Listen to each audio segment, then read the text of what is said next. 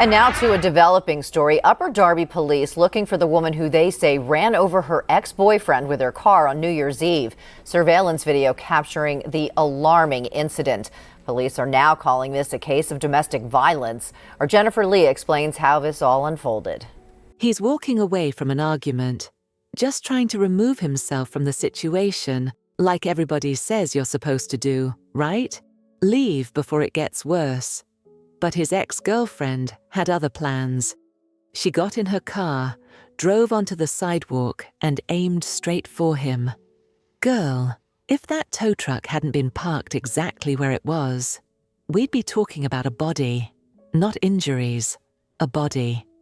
This is the story of how a man dodged death on New Year's Eve, and how a woman threw her whole life away in seconds.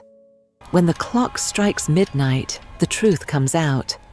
I'm 12 a.m. crime, and every single day I bring you real cases of domestic violence that turn deadly. The stories the system tried to bury, the victims who deserve justice. If you're about that raw, unfiltered truth, hit subscribe. New case drops every day at midnight. Don't sleep on justice. This is 12 a.m. crime. Upper Darby, Pennsylvania. Westchester Pike. This is where it all goes down. Now, we don't know much about Destenee Green's life before this moment. What we do know, she's 23 years old, and the man she's about to try to kill, that's her ex-boyfriend. They had history. They had a relationship. And like a lot of relationships that end up on this channel, something went wrong. Real wrong. Because by New Year's Eve, whatever they had was done. Over. Finished. But clearly, somebody didn't get that memo. See, this is what happens when people don't know how to let go. When anger becomes obsession. When you'd rather destroy someone than see them move on without you. Period. And on the last day of the year, all of that was about to come to a head. New Year's Eve, December 31st. People are getting ready to celebrate, making plans, counting down to midnight.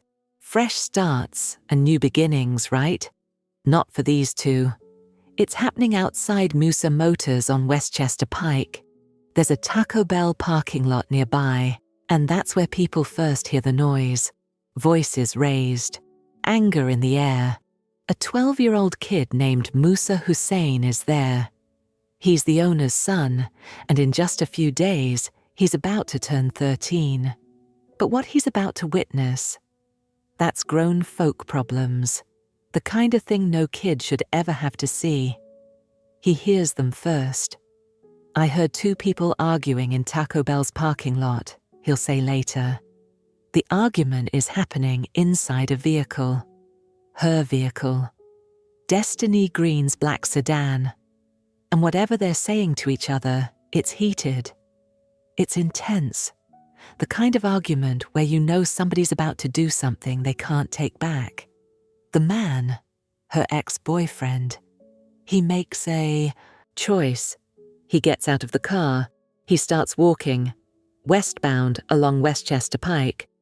Away from her. Away from the argument. That's what you're supposed to do, right?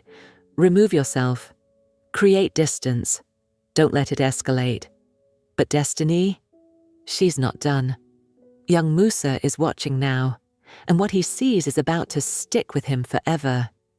He sees the man do something to her car. She said something that made him go back and slams on her car, and he walks back to the tow truck, and she just hits him. Musa explains. The man reacts. Maybe he hits her car. Maybe he slams his hand on it. We don't know exactly what he does, but he does something. Then he walks back toward the tow truck.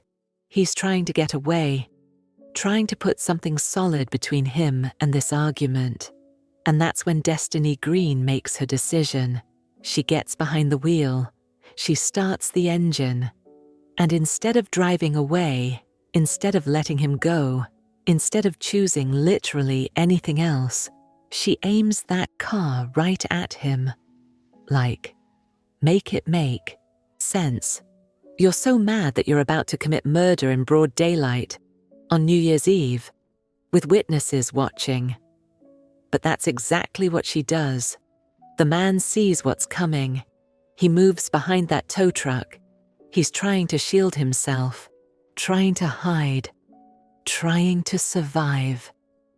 Destenee doesn't care. She jumps the curb. She drives her black sedan onto the sidewalk, and she floors it. The surveillance cameras are rolling. They're catching everything, every single second of what's about to happen. Destenee Green's black sedan jumps that curb, and she's coming fast. The man is behind the tow truck, trying to use it as cover. He thinks maybe, just maybe, she won't actually do this. Maybe she'll stop. Maybe she'll come to her senses. He's wrong. That car slams into the tow truck first, metal on metal. The impact is loud. The tow truck absorbs the hit, and honestly, that tow truck just saved this man's life. Because even after hitting the tow truck, Destenee doesn't stop. The car keeps going, and it hits him. Girl. The man goes down, right there on the sidewalk of Westchester Pike. His hands take damage. His back takes damage. He's hurt. He's on the ground. And this woman just tried to end him with a whole vehicle. Young Musa Hussein is watching this entire thing unfold, and he knows exactly what just happened. He knows what that tow truck did. If that tow truck wasn't there, he would have been dead. Yeah, that tow truck saved his life. Let me tell you something. That is not an exaggeration. That is facts. If that tow truck hadn't been parked exactly where it was, if it hadn't taken that first impact and slowed the car down, we would be talking about a completely different case right now.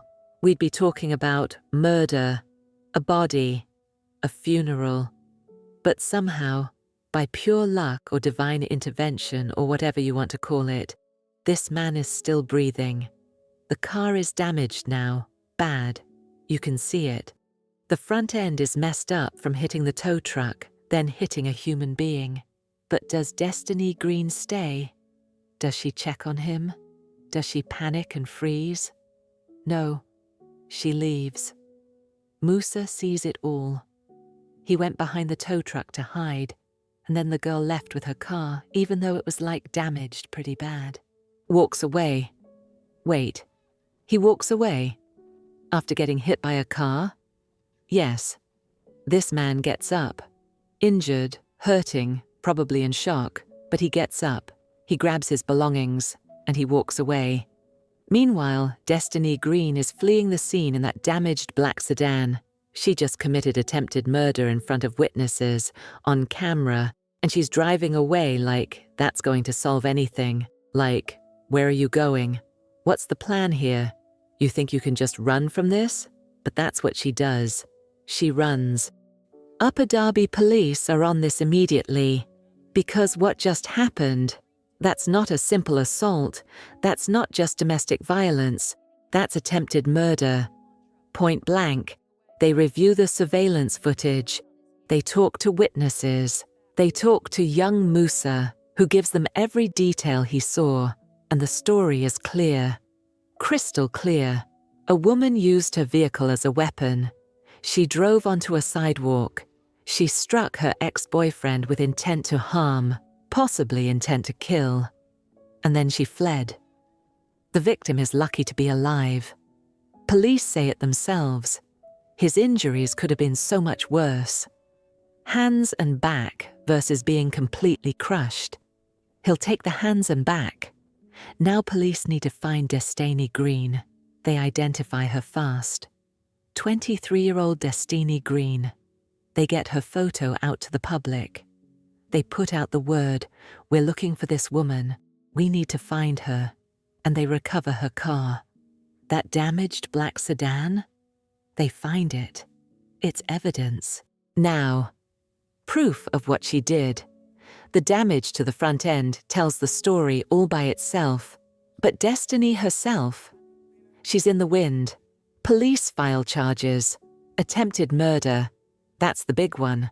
But there are multiple other charges too, because what she did violated several laws. This isn't just going to be a slap on the wrist if they catch her. This is serious time. Upper Darby police put out a public statement. They're urging Destenee Green to turn herself in. They're asking anyone who knows where she is to contact them. They give out the number 610-734-7693. They tell people they can submit tips through the department's social media, and they make something else very clear. This is a domestic violence case. See, people think domestic violence is just hitting someone in a house, behind closed doors. But no, domestic violence is any violence between people in an intimate relationship. And when you weaponize a car against your ex, that's domestic violence. That's what happens when relationships turn toxic and nobody knows how to walk away safely. Police are putting this out there as a warning. As an example, this is what domestic violence looks like when it escalates. This is what happens when anger takes over and someone decides that if they can't have their partner, nobody will. They tell the public, if you're in a domestic violence situation, help is available. Take a moment, calm down, walk away. Because the alternative is catching an attempted murder charge. The alternative is ruining your life and possibly ending someone else's. Even Musa Hussein, a kid who's not even 13 yet, understands this. He processes what he saw and he says, I just think she shouldn't have run him over because that didn't really affect her. Like, she got nothing out of it, and he got hurt. And now she's gonna be in, jail. A 12-year-old gets it. She got nothing out of trying to kill this man. Nothing. No satisfaction. No resolution. No revenge. Nothing but charges and a manhunt and a ruined life. And that man, he got injuries and trauma and the knowledge that someone he used to love tried to murder him on New Year's Eve. Upper Darby police tell me the man was struck right here on the sidewalk of Westchester Pike and suffered injuries to his hands and back. A witness tells me that man's injuries would have been so much worse had the car not first struck this tow truck before hitting the man. I heard two people arguing in Taco Bell's parking lot. An argument turned violent right outside Musa Motors in Upper Darby. The owner's son, Musa Hussein, was there, and the shocking violence was also captured on surveillance video. She said something that made him go back and slams on her car, and he walks back to the tow truck and she just hits him. Fox 29 is not showing the car striking the man as it's disturbing. Upper Darby police identified the driver as Destenee Green, sharing this photo. They say the victim is her ex-boyfriend. Police say he's lucky to be alive, and Hussein agrees, noting Green's car first clipped the side of this tow truck before hitting the victim. If that tow truck wasn't there, he would have been dead. Yeah, that tow truck saved his life. The criminal complaint says Green is 23 years old and now faces multiple charges, including attempted murder. Police have recovered her black sedan and urge Green to turn herself in. Anyone who knows her whereabouts can contact police. He went behind the tow truck to hide, and then the girl left with their car, even though it was damaged pretty bad. And he just walks away, grabs his stuff and walks away. Police say this is yet another example of how domestic violence can be dangerous. They say it's better to take a moment, calm down, and walk away. A lesson even Hussein, who will be 13 in a few days, can understand. I just think she shouldn't have run him over because that didn't really affect her. She got nothing out of it, and he got hurt. And now she's gonna be in jail. Police say help is available if you're struggling in a domestic violence situation. We'll have a link to the Domestic Abuse Project of Delaware County on fox29.com. In Upper Darby, Jennifer Lee, Fox 29 News. So where is Destenee Green now? That's the question everyone's asking. As of when police put out that public alert, she was still out there, still running, still avoiding what she did on New Year's Eve. Her black sedan was recovered, sitting somewhere as evidence, but Destenee herself, gone. The charges are waiting for her though. Attempted murder is the headline, but there are multiple other charges stacked on top of that. When you use a vehicle as a weapon, when you jump a curb to hit someone, when you flee the scene, every single one of those actions comes with consequences. If she turns herself in, if police find her, if she ever faces a courtroom, she's looking at serious time. We're not talking months, we're talking years. Attempted murder alone can carry a sentence of 10 to 20 years, depending on the state and the circumstances. Add in the other charges. Add in the fact that this was caught on surveillance, that there are witnesses, that the evidence is overwhelming.